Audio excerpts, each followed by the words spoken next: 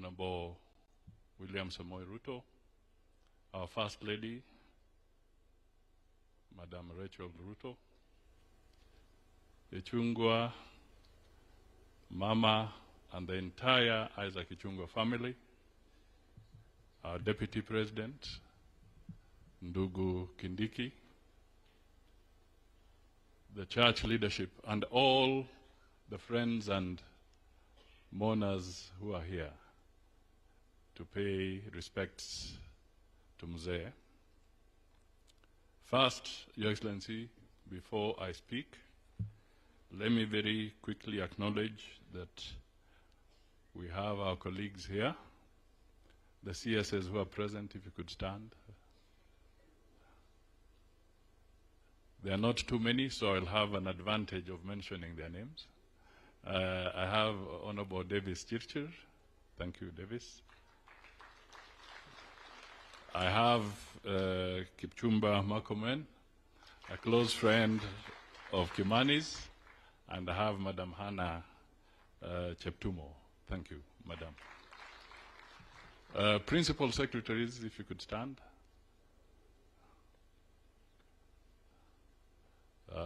I have Raymond Omolo, thank you. Julius Bitok, asante sana. Engineer Mbugwa, thank you. Tanui of ICT, is he around? Okay. Salome Mohia, Alex Washira, and Aurelia Rono. Thank you. So my first message ni kwa jamii kusema pole kwa kupoteza mzee ambaye alikuwa nguzo ya familia. Jana nilipata nafasi kuwa hapa na Mheshimiwa Ichungwa, and in the process as we were talking, Ichungwa was narrating how a few days ago he had spent some time with his father, and the father was busy asking him about his friends. And every time he mentioned a name, Ichungwa would remind him he's no more. And he says, the Mzee asked, so what am I supposed to be doing when all these people are not here? And that speaks to how long he lived. 105 years is not a joke. Sasa, wacha niongee tu kidogo, because I was listening to the padre, to the bishop as he spoke. And, Your Excellency, let me try and paraphrase it.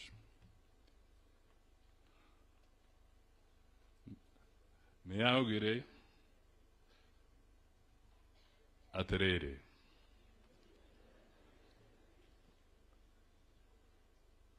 Tutige maundu mainge ya hoi hoi. Tutige na nayo. Tutige kumaka. Tutige maheni.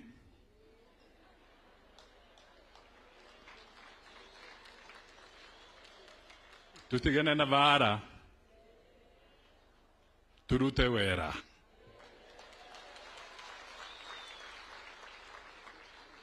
That was my understanding of the message from the bishop as he spoke. So, if he said that, then we as Kenya, we should ask ourselves, to what extent are we following those basic principles? How many of us can look in the mirror and say, truly, I'm following those virtues?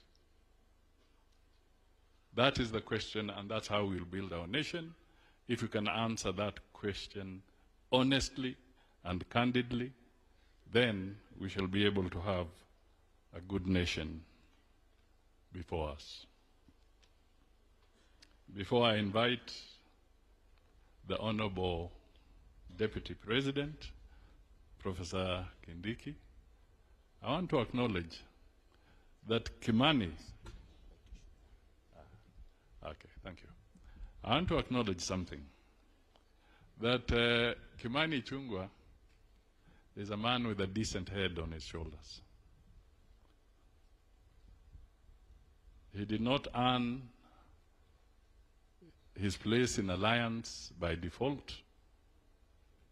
He got it because he worked hard, he had the capacity, he had the right upbringing from his parents. Kimani is a hard worker, very candid politician, speaks openly. As the speaker said, he has a bright future. And the job he does, I don't know who can properly actually draw the terms of reference for that job. That job description is extremely difficult. But Kimani, we all value what you do, and we thank you for it, and we only say keep at it. Kaza tu, kwa sababu sasa ni jukumu lako. Finally, because I've been told you'll come next, Abraham Lincoln, because the bishop also was talking about holding your mouth and speaking in proper moments. Abraham Lincoln once said that sometimes it's good to also keep quiet, because then people mistake or think you're a fool